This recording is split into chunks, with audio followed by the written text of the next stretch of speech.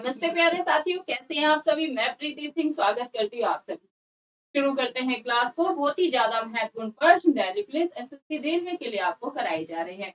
ये प्रश्न मैंने आपको होमवर्क में दिया था, क्या था ध्यान दीजिएगा। कुचिपुड़ी किस राज्य की एक नृत्य कला है? और आप सभी ने शानदार आंसर दिया, डी आंध्र प्रदेश की ही है। अब हम जान लेते हैं डियर फ्रेंड, भारत में कितने शास्त्रीय नृत्य है, क्योंकि यहाँ से एग्जाम में प्रश्न बनते ही बनते हैं। तो आप हेडिंग डालेंगे भारत के शास्त्रीय नृत्य। क्या हेडिंग डालें आप? भारत के शास्त्रीय नृत्य। शास्त्रीय नृत्य, अगर हम भारत में शास्त्रीय नृत्य की बात करें तो भारत में 8 कितने? भारत में 8 शास्त्रीय नृत्य है। अब ये 8 शास्त्रीय नृत्य कौन कौन से हैं, चलिए उन्हें समझने का प्रयास करते हैं। लिखेंगे आप पहले, आप लिखे भरतनाट्यम।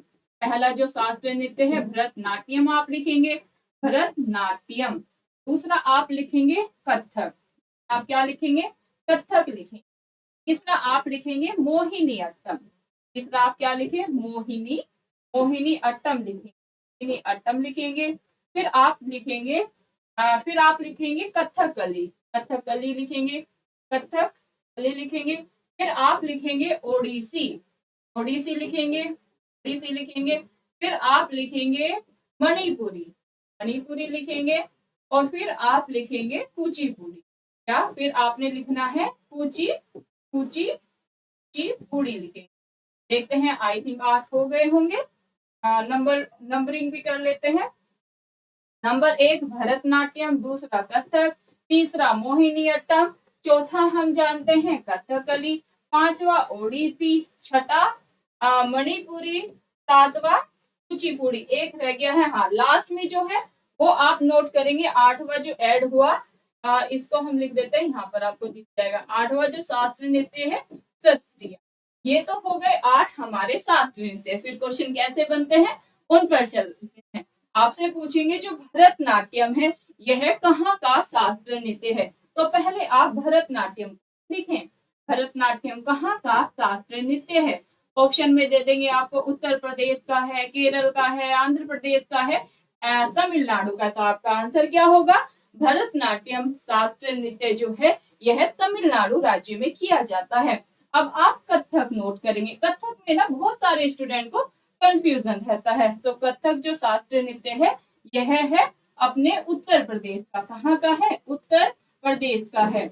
अगर आपको उत्तर प्रदेश ऑप्शन में दिया है तो उत्तर प्रदेश लगाएंगे, नहीं तो आपको कई बार दे देते हैं उत्तर भारत का कौन सा शास्त्रीय नृत्य है। तो उत्तर भारत का जो क्लासिकल डांस है, शास्त्रीय नृत्य है, वह कथक है। क्या ध्यान रखेंगे? कथक है। देन बात करें मोहिनी अट्टम। मोहिनी अट्टम नोट करेंगे, यह है केरल का। क्वेश्चन कैसे बनता है? ऐसा कौन सा राज्य है जहां पर 2 शास्त्रीय नृत्य है? तो 2 शास्त्रीय नृत्य वाला जो राज्य है वो है केरल। कौन सा है भाई? केरल। एक तो मोहिनी अट्टम याद रखो, और जो कथकली है ये भी कहाँ का शास्त्रीय नृत्य है? केरल राज्य का ही है। ओडिसी, अब ये जो है ओडिसी, मणिपुरी, ये तो काफी इजी है। ओडिसी जैसे कि हमें नाम से ही पता चल रहा है, ओडिसी जो शास्त्रीय नृत्य है यह ओडिशा राज्य का है। और एग्जाम में ज्यादा दिमाग भी लगाना कि भाई ओडिसी ओडिशा का, ऐसा तो नहीं हो सकता है केरल का है। तो इतना दिमाग लगाओगे ना एग्जाम में फिर गलती हो जाती है। ओडिसी जो शास्त्रीय नृत्य है यह ओडिशा का ही है। तो ये तो हमारे लिए इजी हो गया। अब हम चलते हैं मणिपुरी पे। मणिपुर जो शास्त्रीय नृत्य है यह मणिपुर का ही है। तो इसमें भी ज्यादा दिमाग नहीं लगाएंगे। मणिपुरी शास्त्रीय नृत्य मणिपुर का ही है, ना कि आंध्र प्रदेश या फिर और अन्य स्टेट का है। मणिपुरी मणिपुर। देन अगर हम बात करें यहाँ पर कुचिपुड़ी की, कुचिपुड़ी है एपी लिख लो, आंध्र प्रदेश का। और सत्रिया, सत्रिया जो शास्त्रीय नृत्य है यह कहाँ का है? असम का है। इसमें गलती हो जाती है बच्चों से, तो आप नोट करेंगे सत्रिया कहाँ का शास्त्रीय नृत्य है? असम राज्य का है, सत्रिय असम। आप हमें ये बताएंगे सत्रिया जो शास्त्रीय नृत्य है इसको कब शास्त्रीय नृत्य की शैली में शामिल किया गया? देखते हैं कितने बच्चे ऑफलाइन कमेंट करके आंसर देंगे। अब हम चलते हैं नेक्स्ट प्रश्न की ओर।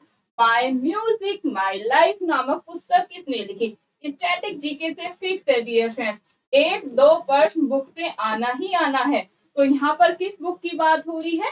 माई म्यूजिक माई लाइफ, कि भाई मेरा म्यूजिक मेरी जिंदगी है। जिसका जिसमें इंटरेस्ट होता है ना तो वही उसकी जिंदगी बन जाता है। जैसे अगर मैं बात करूं माई टीचिंग माई लाइफ, मतलब मुझे पढ़ाना पसंद है तो यही मेरी जिंदगी है। ऐसे सबका अपना कुछ ना कुछ होता है interest. My music my life नामक पुस्तक के लेखक कौन है? पंडित रविशंकर है। नेक्स्ट प्रश्न की ओर चलेंगे। मत्स्यन किस आर्थिक गतिविधि के क्षेत्र के अंतर्गत आती है? और राइट आंसर यहाँ पर प्राथमिक क्षेत्र हो जाता है। नेक्स्ट क्वेश्चन देखेंगे। भारतीय संविधान सब व्यक्तियों को डैश डैश डैश मानता है। क्या भाई? समान मानता है। इंडियन कॉन्स्टिट्यूशन के अकॉर्डिंग कोई गरीब हो, अमीर हो, छोटा हो, मोटा हो, नाटा हो, काला हो, गोरा हो, सभी समान है। जो भारतीय संविधान है वह किसी के साथ भी जाति, धर्म, लिंग, रंग रूप के आधार पर भेदभाव नहीं करता है। तो ये इक्वालिटी हमें कौन देता है? हमारा भारतीय संविधान देता है। तो राइट आंसर क्या होगा? यहाँ पर समान अधिकार देता है। नागरिक अधिकार आंदोलन किस वर्ष में शुरू हुआ था? और राइट आंसर यहाँ पर 1955 हो जाता है। Next question. लोथल नगर किस नदी के उपनदी के किनारे पर बसा हुआ है? अक्सर पूछे जाते हैं यहाँ से क्वेश्चन कि जो हड़प्पा स्थल है वह किस नदी के किनारे है, मोहनजोदड़ो किस नदी के किनारे है, कालीबंगा किस नदी के किनारे है। ऐसे क्वेश्चन हमें एग्जाम्स में देखने को मिलते हैं। तो यहाँ पर बात हो रही है लोथल नगर की। लोथल नगर किस नदी के उपनदी के किनारे पर बसा हुआ है? राइट आंसर यहाँ पर साबरमती हो जाता है। Next question. किस वायसराय ने बंगाल का विभाजन किया था? और राइट आंसर यहाँ पर होगा लॉर्ड कर्जन। लॉर्ड कर्जन के समय में बंगाल का विभाजन किया गया। कब किया गया? 1905 ईस्वी में। अब 1905 ईस्वी में बंगाल का विभाजन किया गया। नेक्स्ट क्वेश्चन कैसे बनता है कि बंगाल के विभाजन को रद्द कब किया गया? अब हमने ये तो जान लिया कि भाई जो बंगाल का विभाजन है 1905 में हुआ। किसके टाइम पीरियड में हुआ? लॉर्ड कर्जन के टाइम पीरियड में हुआ। अब हम ये भी जान लेते हैं बंगाल के विभाजन को रद्द कब किया गया? बंगाल के विभाजन को 1911 में रद्द किया गया। किसके टाइम पीरियड में? लॉर्ड हर्डिंग सेकंड जब दिल्ली दरबार हुआ 1911 में, तभी क्या हुआ? बंगाल के विभाजन को रद्द कर दिया गया। Next question. अगर रक्त बढ़ने में CO2 की सांद्रता बढ़ जाती है तो श्वास डैश डैश डैश क्या होता है? श्वास बढ़ने लगता है। नेक्स्ट क्वेश्चन देखेंगे। बर्फ पर चलना कठिन होता है क्योंकि बर्फ पर चलना कठिन क्यों होता है? क्योंकि ग्लेशियर का अभाव होता है।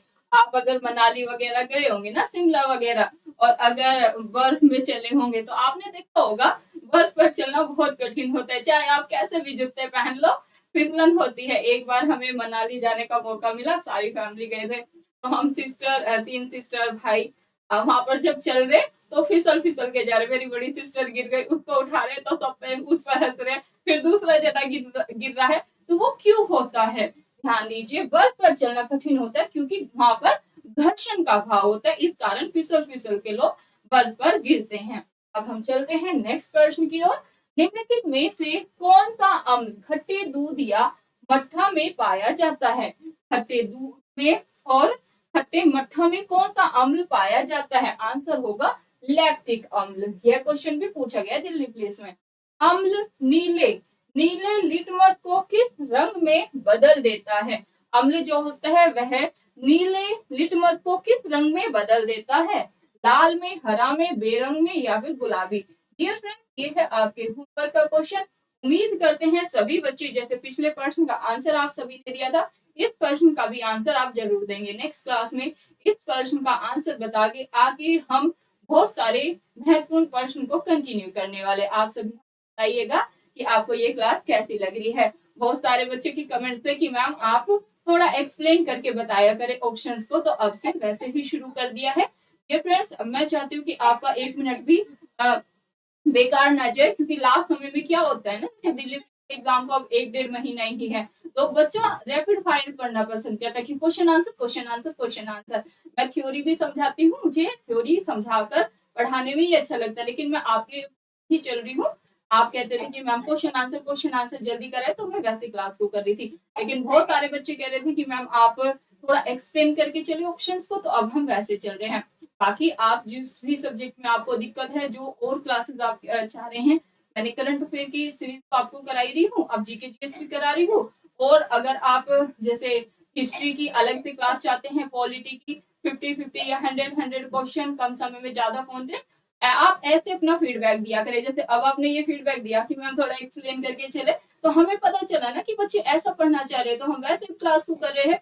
आपका फीडबैक डियर फ्रेंड्स हमारे लिए बहुत ही ज्यादा महत्व रखता है। जैसे आप क्लासेस को बोलेंगे आगे वैसे कर दिया जाएगा। बहुत बहुत धन्यवाद, फिर मिलेंगे नेक्स्ट क्लास में। जब तक आप सेशन को लाइक करें, शेयर करें और चैनल पर नए हैं तो सब्सक्राइब करें।